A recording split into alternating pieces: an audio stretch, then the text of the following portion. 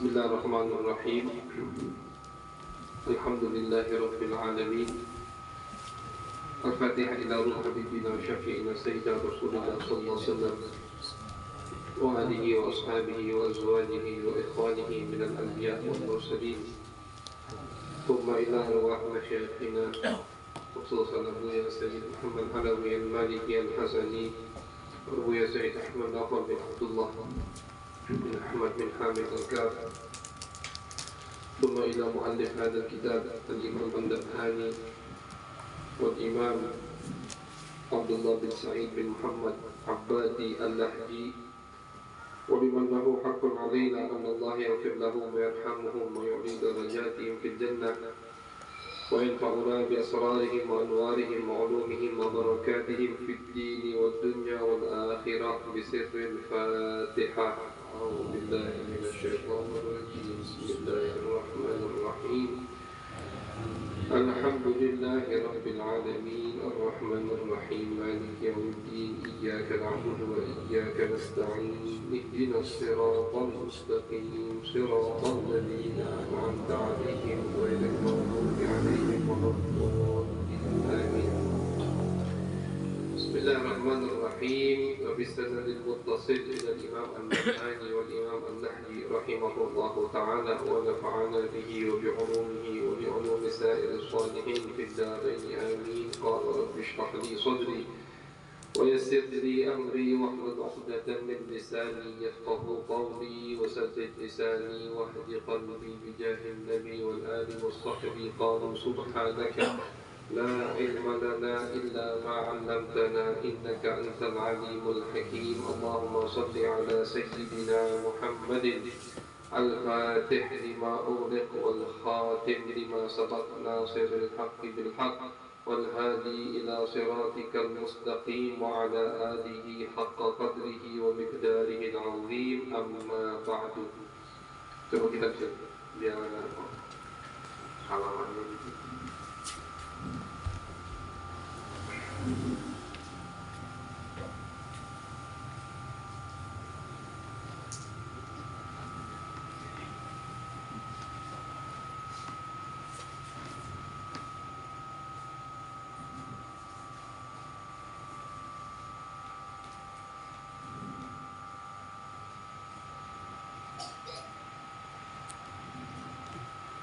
Halaman 51 yang kita 51 ini 51 agak bawah.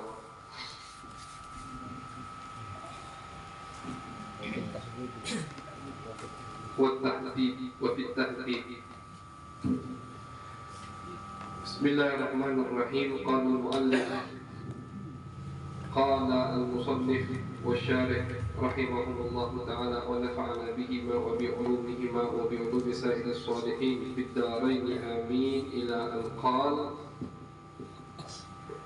باب بأسمائه صلى الله عليه وسلم. وفي التهذيب سماه الله عز وجل في القرآن رسولا نبيا أميا شاهدا مبشرا نذيرا داعيا إلى الله بإذنه وسراجا منيرا ورؤوفا رحيما ومذكرا وجعله رحمة ونعمة وهاديا صلى الله عليه وسلم. قال وعن ابن عباس رضي الله تعالى عنهما قال قال رسول الله صلى الله عليه وسلم اسمي في القرآن محمد وفي الإنجيل أحمد وفي التوراة أحيد وإنما سميت أحيد لأني أحيد أمتي النار جهنم.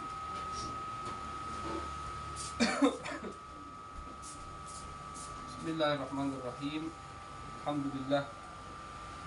Ma'asyiral hadirin, yarhamuni wa yarhamukumullah. Alhamdulillah di malam hari ini kita kembali dikumpulkan oleh Allah Subhanahu wa taala untuk kita melanjutkan kajian kita di bab Syama'ilur Rasul,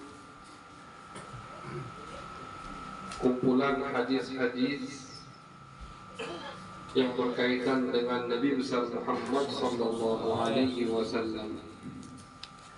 Kita masih ada di dalam bab yang menerangkan tentang nama-nama Nabi besar Muhammad. Wa fi tahdhib, di dalam kitab tahdhib. Tahdhib itu nama kitab. At-tahdhib nama kitab. Namanya itu Tahdhibul Asma'i wal Lughat. Kitab yang membahas tentang nama-nama dan bahasa atau beberapa kosakata bahasa Arab yang dikumpulkan oleh Al-Imam An-Nawawi. Kitab Tahdhibul Asma'i wal Lughat. Al-Imam An-Nawawi rahimahullah ta'ala mengatakan di dalam kitab Tahdhibul Asma'i wal Lughat, qala sammahu Allah azza wa jalla fil Qur'an, Allah subhanahu wa ta'ala menamai atau memanggil Nabi besar Muhammad sallallahu alaihi wasallam di dalam Al-Quran dengan beberapa nama, bukan satu, tapi banyak beberapa nama. Termasuk di dalam surat Al-A'raf, Allah subhanahu wa ta'ala memanggil Nabi besar Muhammad sallallahu alaihi wasallam dengan nama Rasulan Nabiyan Ummiyan. Rasul adalah utusan Allah subhanahu wa ta'ala.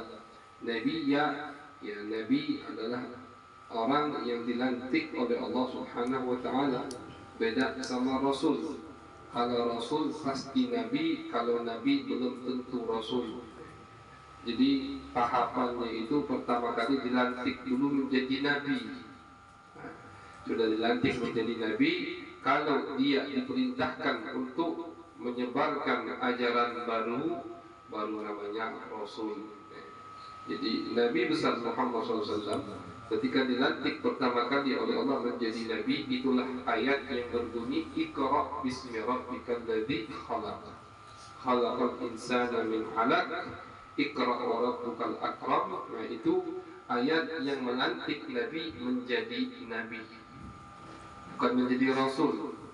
Menjadi Rasul setelah itu, setelah beberapa hari, dengan ayat yang berbunyi, ada yang berbunyi wa anzir ashiratakal aqrabin, ada lagi ya ayyuhal muddaththir qum fa'anzir, wahai orang yang berselimutan, yang muddaththir.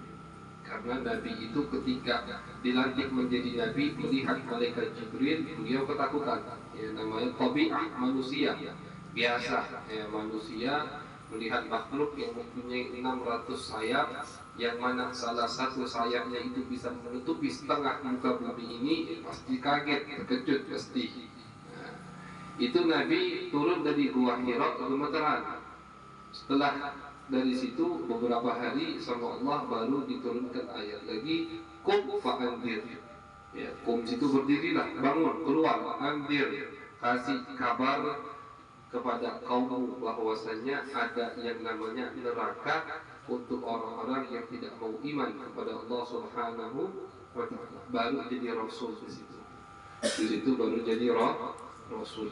Ini untuk hukum basyariyahnya atau alamul ajsad. Adapun alamul arwah, kalau di alam ruh sana Nabi besar Muhammad SAW sudah dilantik menjadi Nabi dari jauh sebelum Nabi Adam diciptakan oleh Allah Subhanahu wa ta'ala. Itu Nabi sudah dilantik menjadi Nabi.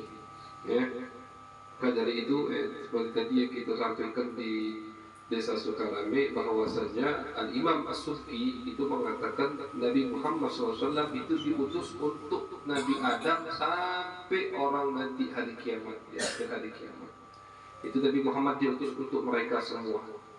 Karena Nabi dengan beberapa hadis Nabi menyebutkan, aku ini sudah ada bentuk cahaya sebelum Adam diciptakan oleh Allah Subhanahu wa ta'ala.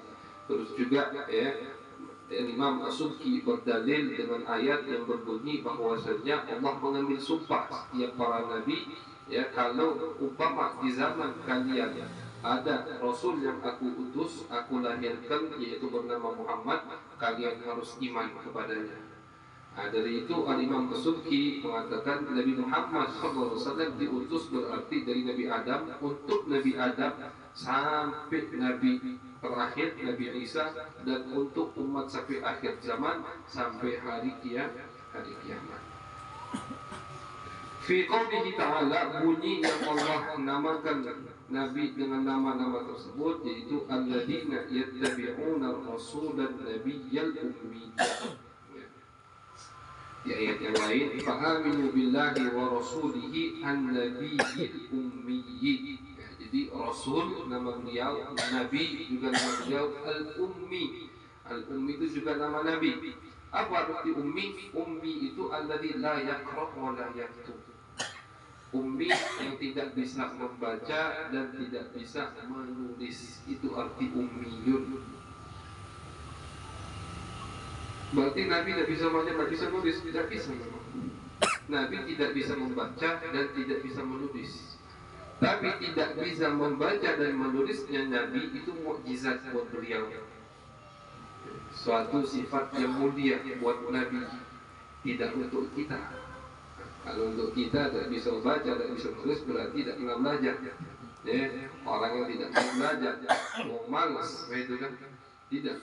Tapi kalau untuk Nabi itu mukjizat untuk Nabi. Kafaka bil ilmi fil ummi mu'jizatan fil jahiliyyati wat ta'dibi fil yutumi. Al-Imam Al-Busiri mengatakan, cukup buat engkau wahai Rasulullah mukjizat, ya, bahwasanya engkau ini adalah Nabi yang ummi, yang tidak bisa membaca dan tidak bisa menulis. Lalu kita tanya, kenapa sih Nabi kok tidak bisa membaca, tidak bisa menulis? Banyak hikmahnya, termasuk salah satunya kata ulama, agar orang-orang itu yakin betul bahwasannya Al-Quran min indillah.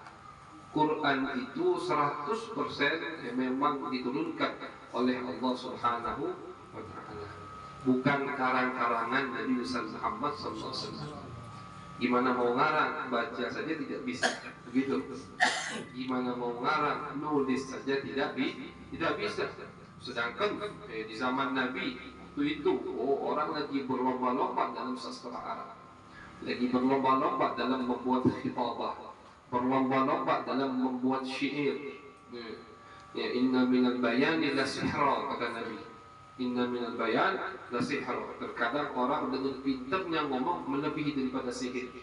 Kenapa? Kalau pintarnya ngomong. Lihat orang yang biasa jadi pemimpin kalau ngomong, itu masa terbawa. Kenapa? Pintarnya ngomong. Inna minal bayan la sihra, kata Nabi. Jadi di zaman Nabi itu lagi ngetren-ngetrennya masalah sastra Arab. Dan sastra pasti ada menulis. Nabi tidak bisa menulis, tidak bisa membaca. Jadi kalau ada orang ketika didengarkan sama Nabi Al-Quran dan dia mengatakan ini Al-Quran karanganmu wahai Muhammad, Nabi bisa menjawab, aku tidak bisa baca, tidak bisa menulis. Artinya benar yang aku bawa ini 100% min indillah, dari sisi Allah Subhanahu wa Ta'ala. Jadi umminya Nabi tidak bisa membaca dan menulisnya Nabi besar Muhammad SAW, itu adalah mukjizat buat Nabi besar Muhammad sallallahu alaihi wasallam. Terus bagaimana dia Nabi baca Quran, Ustaz? Ya, Nabi baca Quran itu langsung dari wahyu Allah. Langsung dari wahyu Allah, bukan sudah ditulis baru dibaca sama Nabi, tidak. Jadi Nabi itu ketika diturunkan wahyu oleh Allah langsung hafal. Pertama-tama Nabi itu takut tidak hafal. Makanya Nabi ketika beberapa kali diturunkan wahyu sama Allah, malaikat Jibril belum selesai membaca atau baru selesai, Nabi cepat-cepat ngikutin. Kenapa? Takut lupa. Akhirnya diturunkan ayat oleh Allah di surat Al-Qiyamah, "Fala ta'jal bilisanika." Ya. Inna alaina jam'ahu wa qur'ana. Kata Allah Subhanahu wa Ta'ala. Wahai Muhammad, jangan cepat-cepat. Tak usah cepat-cepat melalui malaikat Jibril baca Al-Qur'an. Tenang baik. Inna alaina jam'ahu wa qur'ana. Kami yang akan mengumpulkannya di hatimu. Artinya pasti langsung. Ini apa wahai Muhammad, kata Allah Subhanahu wa ta'ala. Jadi Nabi membaca Al-Quran, Nabi baca Al-Quran. Bahkan dalam beberapa riwayat ketika Qiyamul Lail Nabi membaca surat Baqarah, surat Al-Imran, kan begitu. Membacanya Nabi dengan hafalan, bukan baca dari tulisan. Karena dari tulisan Nabi tidak bisa membaca, tidak tahu Nabi yang mana, begitu. Dengan bukti ketika ada perjanjian Hudaybiyah, di situ ditulis ini perjanjian yang disepakati oleh Muhammad Rasulullah dan orang-orang Mekkah Quraisy. Utusan dari Mekkah Quraisy minta hapus tulisan Rasulullah. Kata orang Mekkah Quraisy ini, kalau kami yakin kau ini Rasulullah, wahai Muhammad, kami tidak akan memerangimu. Hapus. Ini di kertas. Tolong hapus utusan Allahnya. Yang nulis waktu itu Sayyidina Ali. Akhirnya Nabi sudah hapus. Sayyidina Ali, wallahi la amsah ya Rasulullah. Demi Allah aku tidak akan menghapusnya, wahai Rasulullah. Dan anak Sayyidina Ali, ini memang utusan Allah. Akhirnya kalau Sayyidina Ali tidak mau, kata Nabi, ya sudah, tunjuki mana Rasulullahnya. Akhirnya Nabi sendiri yang menghapus. Tapi Nabi minta tanya sahabat mana tulisan Rasulullah. Artinya beliau tidak bisa membaca memang, tidak tahu mana tulisan Rasulullah. Ketika dikasih tahu, baru dihapus sama Nabi besar Muhammad Sallallahu Alaihi Wasallam. Tapi sekali lagi tidak bisa membaca dan menulisnya, itu mukjizat buat beliau, satu kemuliaan buat Nabi besar Muhammad Sallallahu Alaihi Wasallam. Syahidan, termasuk daripada nama Nabi Muhammad yang Allah panggil beliau di Al-Quran di surat Al-Ahzab, syahidan. Inna arsalnaka syahidan wa mubasysyiran wa nadhira. Syahid adalah orang yang memberi orang yang bersaksi. Nabi itu bakal jadi saksi untuk kita, saksi untuk amal-amal kita. Itu Nabi nanti yang bersaksi. Dan kita akan bersaksi untuk nabi-nabi, umat-umat Nabi yang terdahulu. Ini termasuk kemuliaan umat Nabi Muhammad. Jadi nanti misalkan kaum Nabi Hud ketika mau diazab oleh Allah, mereka bohong. Ya Allah, Hud tidak mengajak kami untuk ke jalanmu. Nabi Hud mengatakan, tidak ya Allah, aku sudah dakwah. Nah ini kan pengadilan, harus ada saksi. Allah maha adil, Allah tahu jelas. Ya Allah tahu, di Quran diceritakan. Cuma karena ini pengadilan, harus ada saksi. Kata Allah, ayo siapa yang menjadi saksi? Kata Nabi Hud, umat Muhammad ya Rasulullah.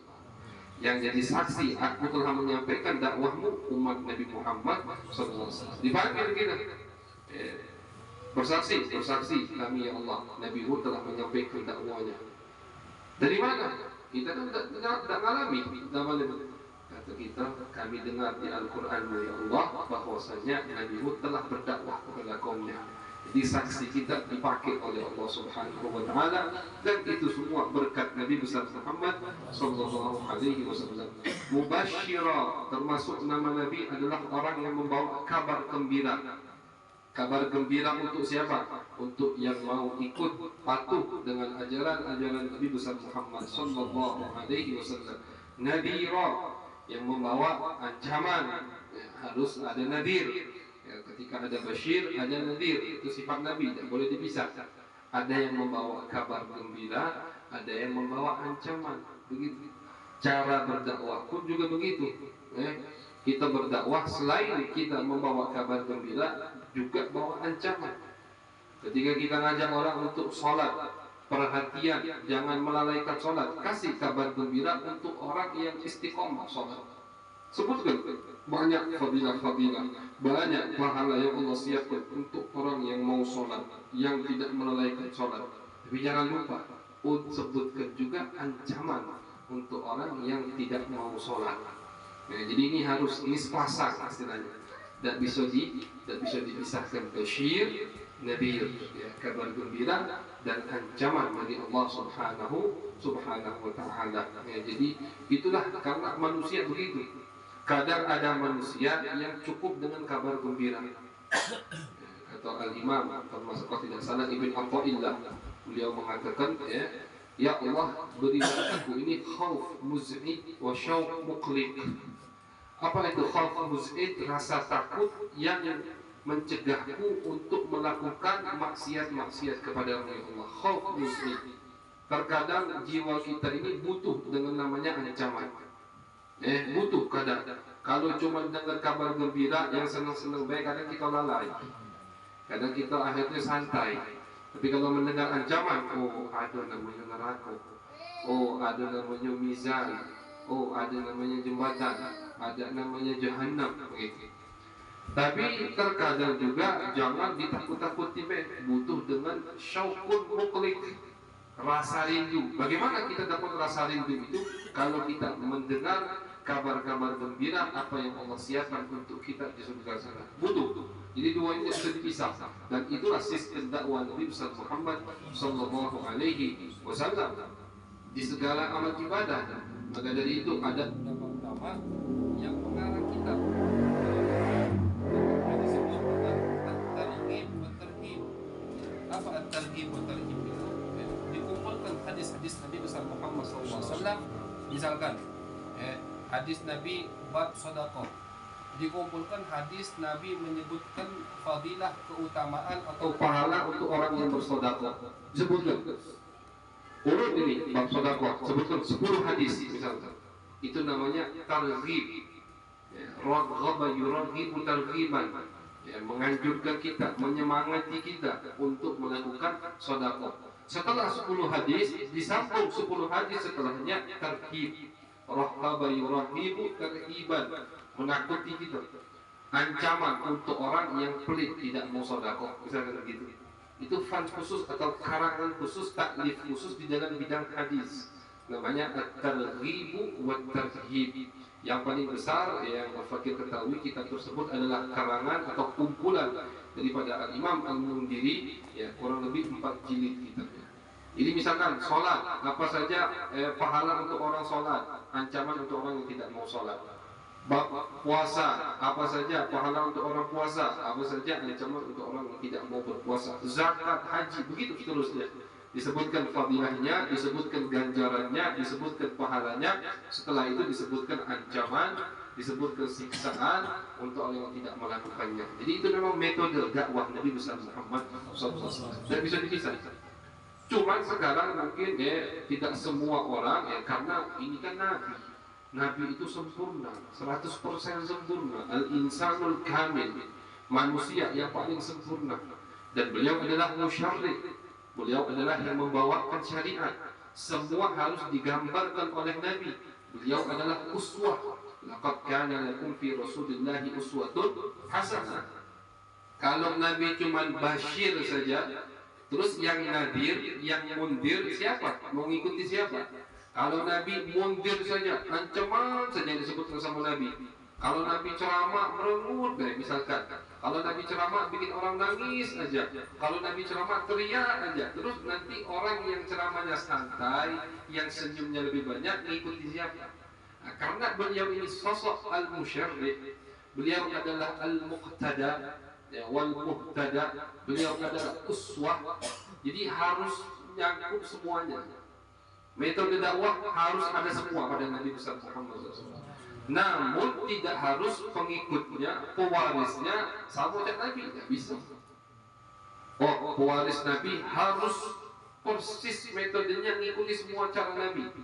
Tidak, terkadang ada pewaris Nabi, ada dai ilallah, ada ulama yang lebih condong ke dakwah Nabi yang secara nadir, mundir, dan ini sudah dipilih memang takdirnya sama Allah Subhanahu wa Ta'ala. Jadi tugas Nabi tidak bisa diambil 100% sama pewarisnya, sama ulama, tidak bisa. Terkadang ada ulama yang mengambil atau metode dakwanya persis seperti Nabi 100%. Terkadang tidak. Ada ulama yang metode dakwanya dia lebih cenderung ke al-bashir, ngajak orang dengan amal-amal, dengan kabar-kabar gembira, dengan pahala-pahala yang disiapkan oleh Allah Subhanahu wa Ta'ala. Ada yang tidak, ada yang keras, misalkan. Ada yang lembut, ada yang keras, dan semua ini tidak, yang penting tidak keluar dari lingkaran Nabi besar Muhammad SAW. Itu yang penting. Yang penting dakwanya persis dengan apa yang dijalankan atau dicontohkan oleh Nabi besar Muhammad Sallallahu Alaihi Wasallam. Jadi nama beliau Mubasyira wa Nadhi ونذيرا وداعيا إلى الله بإذنه da'i ilallah. Jadi gelar ad-da'i ilallah itu bukan sembarangan gelar. Ad-da'i ilallah itu gelarnya Nabi besar Muhammad SAW. Jangan tertipu dengan gelar dunia. Ya, orang lama sekarang ini banyak gelar dunia, itu yang buat ngomong-ngomong. Kalau cuma Al-Habib sebut namanya sudah, udah noleh. Tapi kalau Kiai Fulan, Habib Fulan belakangnya apa dia gelarnya? SPDI apa dia macam-macam itu kan. Hampir berapa titik baru ngomong itu.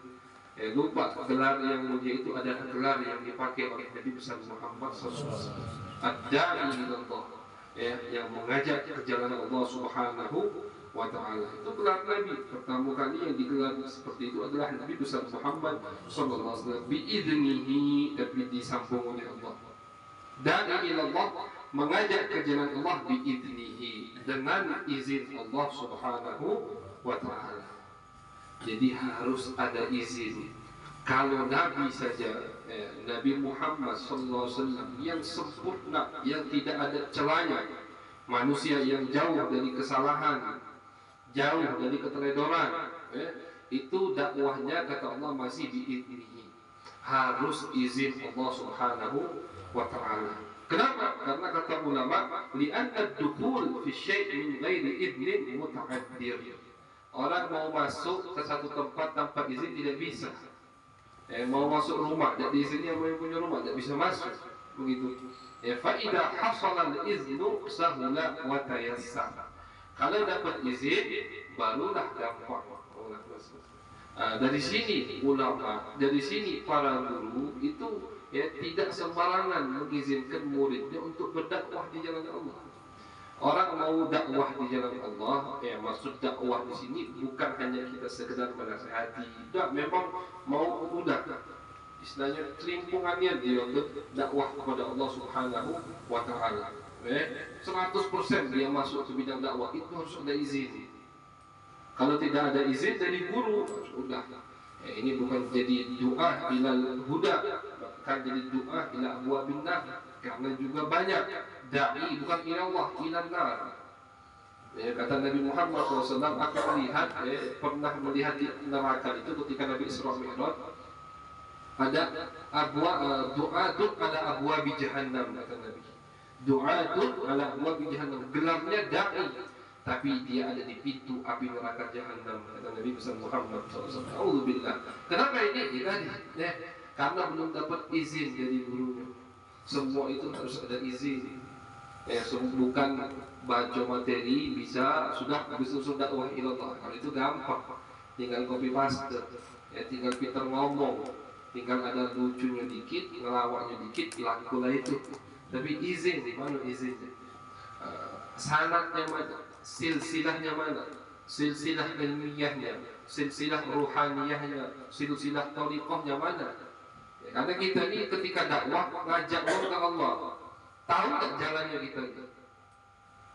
Ini hati orang, ini kan jiwa manusia banyak, kita bawa, tahu tak jalannya? Kalau kita tahu jalannya, kalau sudah berizin, gampang. Jadi kalau belum dapat izin, tidak ada. Makanya kenapa banyak ulama-ulama yang tidak pergi atau tidak meninggalkan gurunya bertahun-tahun karena gurunya belum mengizinkan. Al-Imam Ibnul Qasim itu belajar sama Imam Malik sampai 20 tahun. Beliau itu meninggalkan anak sama bini. Ketika belajar sama Imam Malik, datang anak muda, tidak tahu dia itu anaknya. Anak muda ini tanya, yang ditanya bapaknya, mana Ibnul Qasim? Kenapa Ibnul Qasim? Aku anaknya. Oh, aku bapak kau. Tidak tahu dia sama bapak, sama anak saja. 20 tahun belajar sama Imam Malik. Dan itu memang gaya orang dulu belajar. Mereka tidak meninggali, tidak pisah dari guru mereka sampai dapat izin dari guru. Kalau kita nggak salah, buat apa belajar lama-lama? Itu kan sekarang. Sampai bertahun-tahun, jadilah ilmu itu sekarang. Mereka kira ilmu itu hanya ada di kita. Mereka lupa ilmu itu lebih luas lagi dari apa yang di kita. Al ilmu fis sudur, la fis sudur. Bal huwa ayatun bayyinatun fi suduril ladzina amanu, kata Allah. Allah tidak mengatakan ayat Quran ada di sutur. Sutur itu tulisan, bukan. Kata Allah fi sudur, di hati.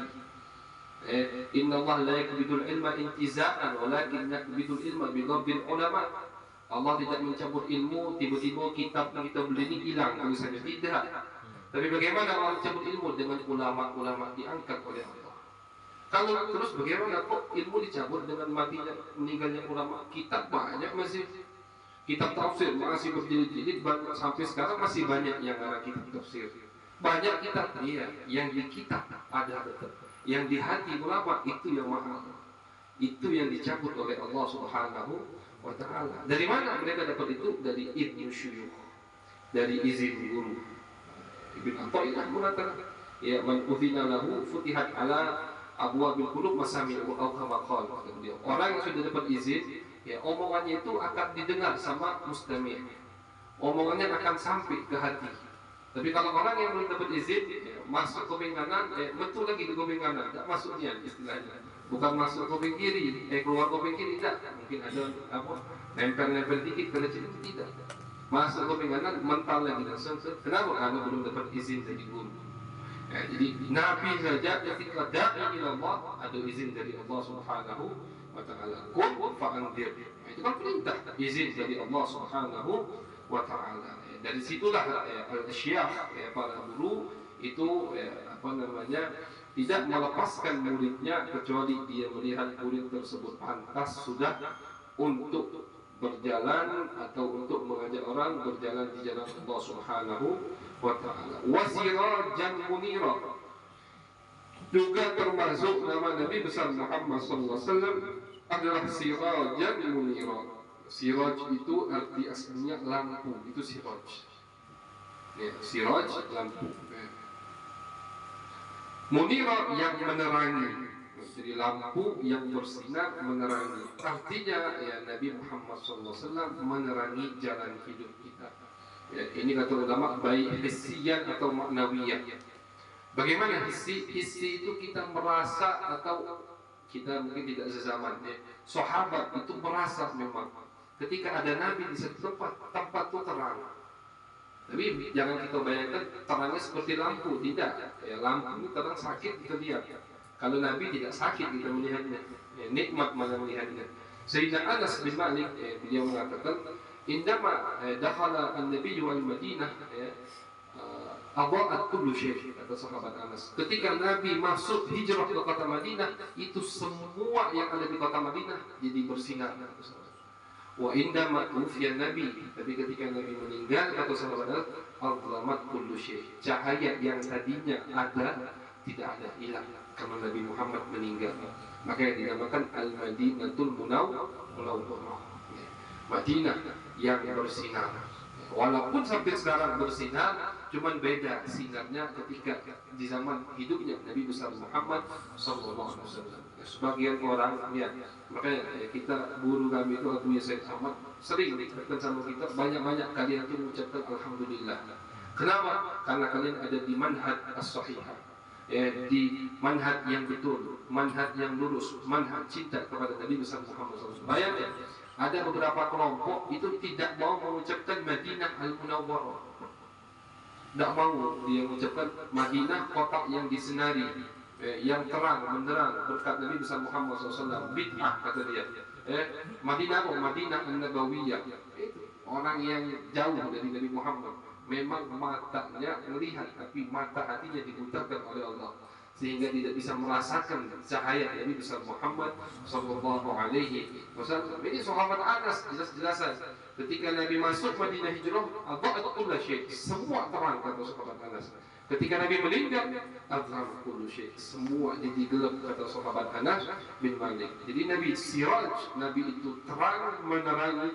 Hissi itu dilihat dengan mata kepala. Wa maknawi bisa dirasakan atau terang menerangnya Nabi untuk menerangi jalan hidup kita. Ini Allah sebutkan di satu ayat, ya ayyuhan nabiyyu inna arsalnaka syahidan wa mubasysyiran wa nadhira wa da'iyan ila Allah bi'idnihi wa sirajan munira. Jadi orang yang ingin jalan hidupnya terang, ingin jalan hidupnya tenteram, ikuti daripada huda, daripada ajaran, daripada anjuran, daripada sunnah Nabi besar Muhammad sallallahu alaihi wasallam. Itu kita amal ke sunnah Nabi, lihat bakal kita rasakan beda di hati kita. Satu sunnah saja, istiqomahkan coba. Terus ketika kita mengamalkannya, kita hadirkan di hati kita, ini sunnah Nabi. Satu saja, jangan anggap remeh sunnah Nabi. Lihat, bakal ada perubahan di hidup kita. Sunnah Nabi itu merembet. Ketika ente mengamalkan satu sunnah, istiqomah akan mengamalkan sunnah yang lain. Kenapa? Karena ketika kita mengamalkan satu sunnah, istiqomah, bukan seminggu, 2 minggu, sebulan langsung minta hasil. Tidak, istiqomah. Tak usah nunggu hasil, yang penting kita lakukan. Kita ini kalau sama Allah, jangan minta cepat-cepat hasil. Baru sebulan, lama ya Allah berkati, habis itu berubah. Nah, ini berarti kurang yakinnya sama Allah Subhanahu Wa Taala. Yang penting kita amalkan dengan niat yang baik, ikhlas, insya Allah Allah tunjukkan hasil. Allah tunjukkan hasil. Kata Ibn Athaillah, terkadang madad itu datang min ghairi isti'dad, tanpa itu siap-siap. Itu sudah ngamalkan sunnah lama, itu tunggu-tunggu, datang. Inti banyak salawat sama Nabi, banyak beratus-ratus, tak mimpi-mimpi Nabi. Karena Allah ingin menunjukkan, bukan gara-gara kau aku nak menunjuk fadilah ini, bukan atas persiapanmu, siapa kamu. Persiapan kita kurang, salawat kita kadang tidak ikhlas. Tidak, aku akan tunjukkan keutamaanku, fadl minallah. Memang ini 100% kemuliaan, kelebihan dari aku, kata Allah Subhanahu Wa Taala. Jadi kata Ibn Athaillah, terkadang madad itu min ghairi isti'dad. Biar apa? Biar hamba tahu, oh aku ini dapat kedudukan ini bukan karena salawatku, bukan karena sholatku, bukan karena sodakohku, bukan, semata-mata karena Allah Subhanahu Wa Taala. Ini memang nikmat 100% dari Allah. Tapi kalau kita misalkan baru 1000 salawat sama Nabi, langsung mimpi Nabi, akhirnya kita punya lintasan di hati, oh mimpi Nabi ini karena aku salawat, karena aku salawat. Coba, ini pengalaman ulama, ini pengalaman orang-orang besar. Terkadang ketika mau tidur, berwudu dia, rapi dia nak tidur, salawat sama Nabi, dan mimpi. Tapi terkadang dia tidur dalam keadaan janabah, misalkan janabah dalam keadaan junub, belum nak mandi, mandi masih subuh, masih lama, wudu baik, kan sunnah kita sebelum habis berhubungan, misalkan kalau habis keluar sperma, kita malas mau mandi, wudu, jangan tak wudu, basuh bersih semua, wudu, tidur lagi. Dalam keadaan janabah, mimpi-mimpi yang baik, ketemu sama Nabi tanpa persiapan. Ini kenapa? Ini Allah ingin menunjukkan bahwasanya semua yang aku lakukan itu semata-mata karena fadlun minallah, keutamaan dari Allah Subhanahu Wa Taala, bukan atas persiapanmu. Tapi bukan artinya kita tidak bersiap, tidak, kita siap-siap, kita usaha. Cuman kapannya itu jangan ditunggu, jangan ditagih-tagih Allah Subhanahu Wa Taala. Jam tayangnya itu urusan Allah Subhanahu Wa Taala. Jadi kalau kita mengamalkan sunnah Nabi, insya Allah kita baru merasakan siraj munir tadi kepada nama Nabi besar Muhammad SAW. Karena sekarang kita tidak sezaman sama Nabi, kita tidak sezaman sama Nabi. Terus bagaimana kita ingin merasakan nama Nabi ini? Yang mana kita di zaman sekarang ini penuh dengan fitnah. Fitnahnya kata Nabi, kaqita'il lailil mudlim, kata Nabi. Disebut sama Nabi, fitnah zaman akhir ini seperti gelapnya malam hari. Yusbihul halimu hayrana, orang yang rajin ibadah, orang yang soleh, orang yang takwa itu saja bingung di zaman akhir ini. Kenapa? Tebal fitnahnya, gelap yang sangat luar biasa. Kecuali orang-orang yang kena cipratan sirajan munira, cipratan dari nama Nabi besar Muhammad SAW. Bagaimana terus kita biar dapat cipratan nama itu? Dengan kita melakukan sunnah Nabi besar Muhammad SAW. Kita lakukan adab Nabi. Ketika kita di rumah, baca apa adab Nabi di rumah. Ketika bersama istri, baca gimana Nabi bersama istrinya. Ketika sama teman, ketika sama orang lain, masyarakat, baca bagaimana muamalah Nabi bersama orang lain. Makanya dari sini baru kita tahu pentingnya belajar syama'il Nabi Muhammad SAW. pentingnya kita belajar sifat-sifat hal-hal yang berkaitan dengan Nabi besar Muhammad SAW agar kita dapat cipratan sirajan munir. Ya, dapat dari mana orang kalau misalkan sekali lagi ketika Al-Fakir membandingkan ilmu dengan ilmu yang lain bukan untuk meremehkan, bukan, tapi hanya untuk membandingkan, ingin menunjukkan, membuktikan pentingnya ilmu ini. Ya, kalau tidak penting ini kami ilmu ini di Mekah sana itu seminggu mungkin tiga kali pelajaran tentang syama'il Nabi. Kitab ini hatam baca lagi diulang sama gue. Ini seminggu sekali, malam Selasa, persis seperti malam ini. Kemudian ada syama'il Nabi di hari Kamis kita baca siang. Kemudian ada syama'il Nabi lagi atau kitab sirah di malam, setiap malamnya habis maghrib. Tiga kitab dalam satu minggu membahas hal-hal yang berkaitan dengan Nabi besar Muhammad sallallahu alaihi wasallam. Fikih belajar gitu, ya, tafsir belajar, syarah hadis belajar. Cuma ini juga jangan dilupakan. Kenapa sekarang banyak dai, banyak ustaz, banyak dai kondang yang jauh dari ajaran Nabi? Alim padahal, kiai, habib, siapapun itu gelarnya, alim, hafal Quran, hafal mufassir, tapi kurang ajar, tidak bisa menjaga kalimat yang dia lontarkan untuk Nabi besar Muhammad sallallahu alaihi wasallam. Dan bisa. Ini baru saja Al-Fakir baca. Kadang ini tidak sengaja terbaca, tapi geram akhirnya gara-gara baca. Ada orang, habib, mufassir, alim luar biasa, mengatakan kalau kalian ingin beralasan poligami mengikuti Nabi, maka kalian harus kawin dengan janda-janda tua. Ini kalimat tidak pantas dinisbatkan kepada Nabi besar Muhammad SAW. Memang mungkin sebagian betul. Al-Fakir tidak langsung berontak. Kita balik ke sejarah, kita lihat tidak semua istri Nabi yang janda beliau nikahi dalam keadaan tua. Sayyidah Sofiyah itu, Sofiyah atau Juwairiyah itu janda tapi umurnya 16 tahun atau 17 tahun. Yang umur 40 itu Sayyidah Khadijah dan 2 atau 3 istri lagi yang dinikahi sama Nabi umurnya di atas 40. Yang lain di bawah 40 semua. Bahkan kebanyakan di bawah 30 janda. Menisbat mungkin benar, mungkin beliau tidak merasa. Cuma kita karena biasa belajar adab, biasa baca syama'il Nabi, merasa ini kurang ajar atau tidak pantas dilontarkan terhadap Nabi besar Muhammad SAW. Kalau kalian ingin poligami, kawin dengan janda-janda tua. Kalau ingin mengikuti Nabi, berarti kan kayak mengklaim atau memvonis Nabi itu nikahi janda-janda tua, begitu. Ini kan sifat atau lakop atau kalimat yang tidak pantas. Pertama untuk Nabi, kedua untuk istri-istri Nabi. Dikatai janda tua, istri Nabi. Kalau ada saja, berani tak dia mengatakan ada sekarang janda tua yang galak tampil di TV. Katai cuma janda tua, marah. Padahal memang tuanya janda ni marah tapi. Marah. Apalagi ini disebutkan kepada istri Nabi. Terus berkaitan dengan Nabi besar Muhammad SAW. Ini kurang pantas. Kurang pantas menisbatkan kalimat-kalimat yang tidak sopan kepada Nabi besar Muhammad SAW.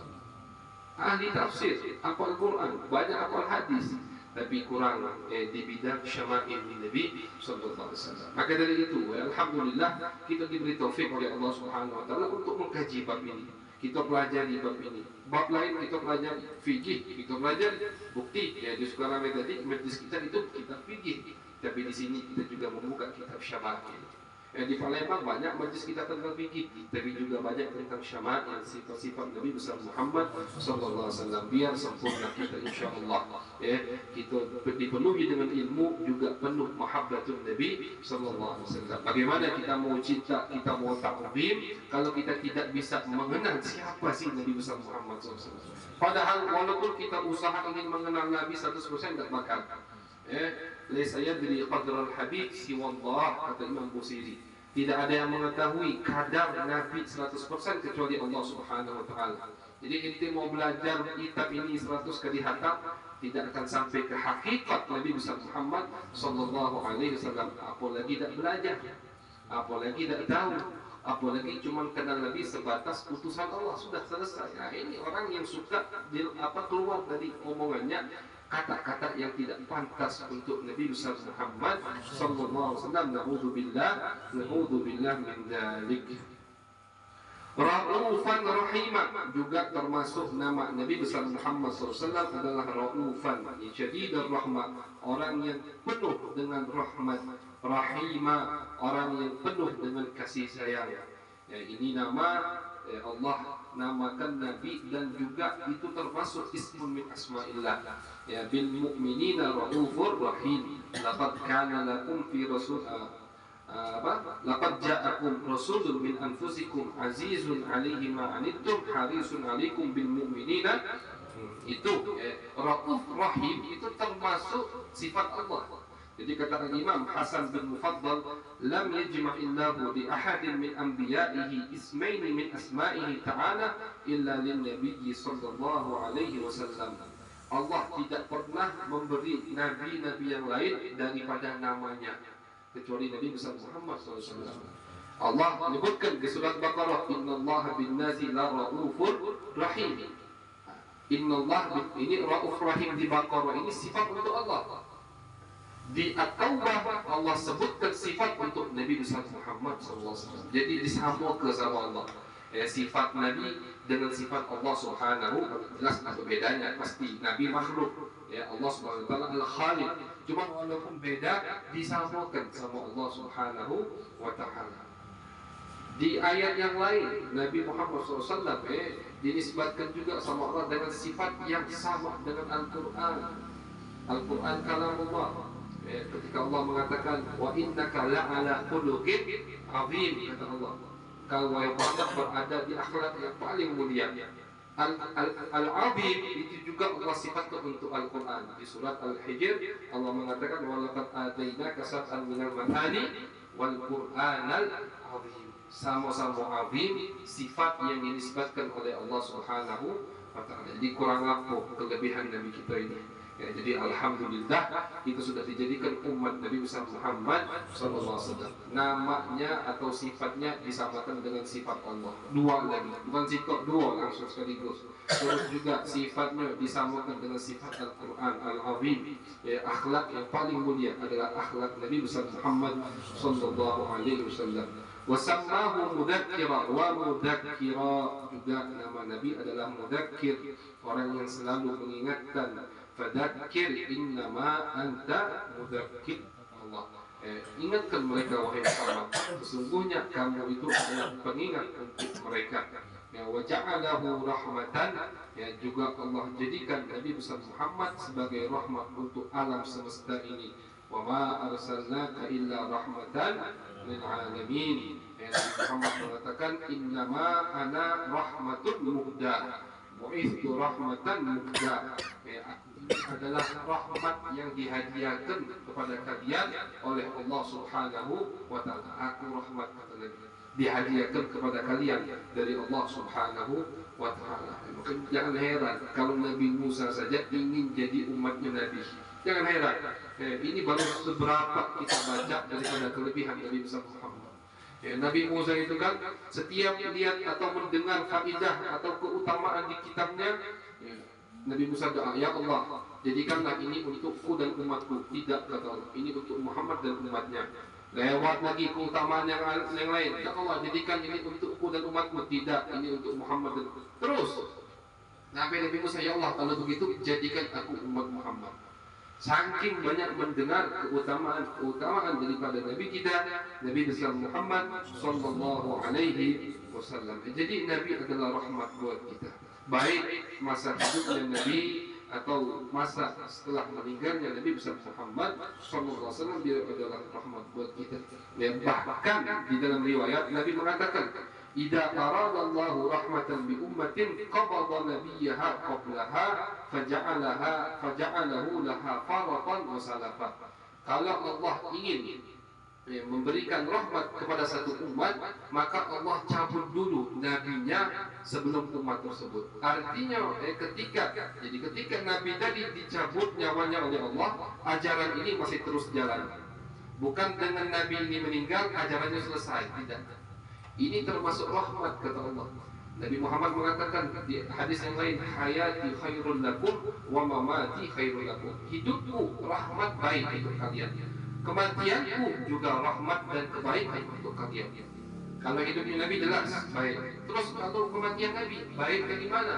Kata Nabi, matinya aku baik untuk kalian karena ketika aku melihat kalian beramal-amal baik, aku bersyukur kepada Allah. Ketika aku melihat kalian beramal-amal yang jelek, maksiat kepada Allah, istaghfartu lakum, aku mintakan ampun untuk kalian kepada Allah Subhanahu wa taala.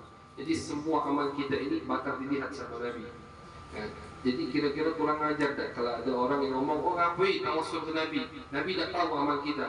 Wa qul i'malu fasayarallahu amalakum wa rasuluhu. Ini orang kadang kalau hati orang sudah dibutakan oleh Allah, dia sering baca ayat Al-Quran tapi tak tahu, dia lupa. Itu memang hidayah dari Allah Subhanahu wa taala.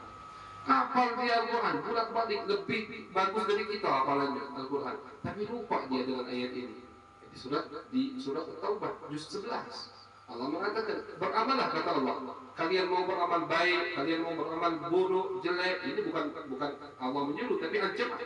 Tapi jangan lupa kata Allah, Allah melihat wa rasuluh, dan utusannya melihat.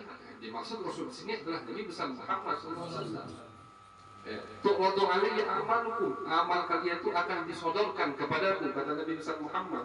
Jadi orang yang mengatakan buat apa kita tawassul, buat apa kita salam ke Nabi, buat apa kita berdiri di depan maqam Nabi lama-lama, Nabi itu meninggal, Nabi tidak tahu amal kita, itu orang yang bodoh.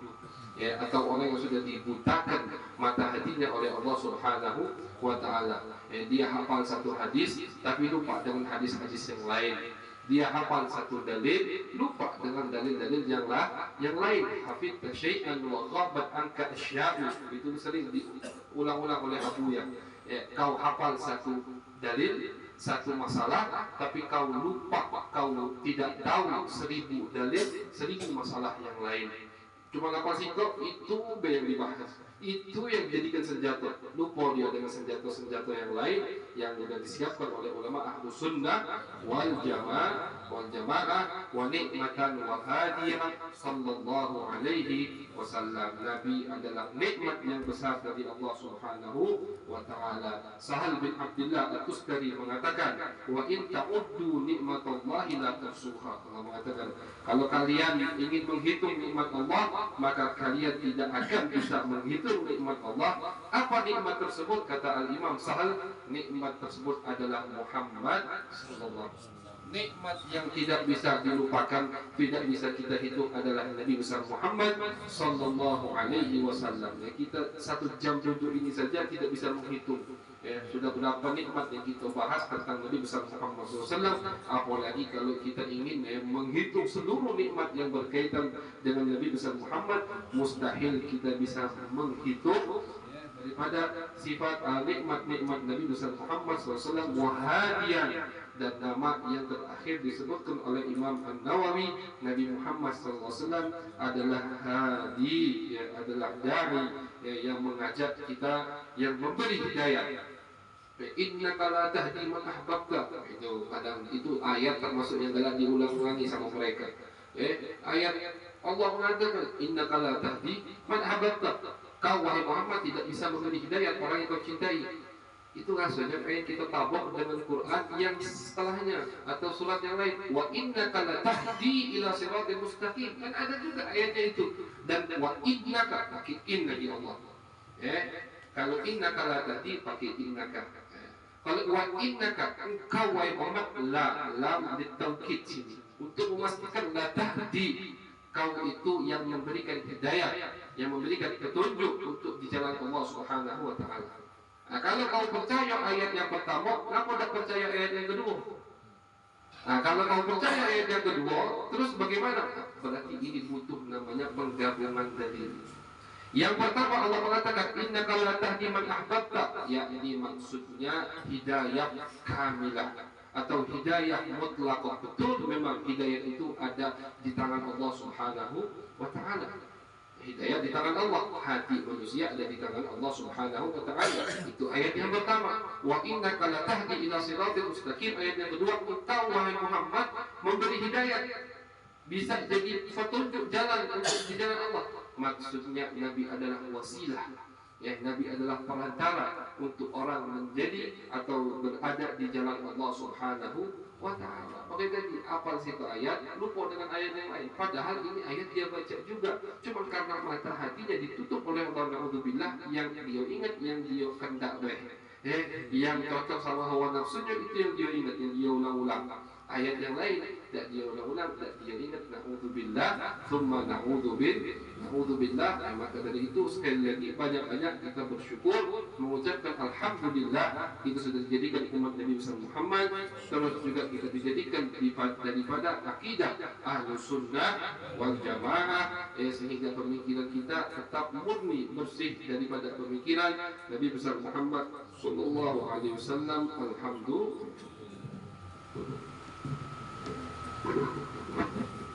Bismillahirrahmanirrahim.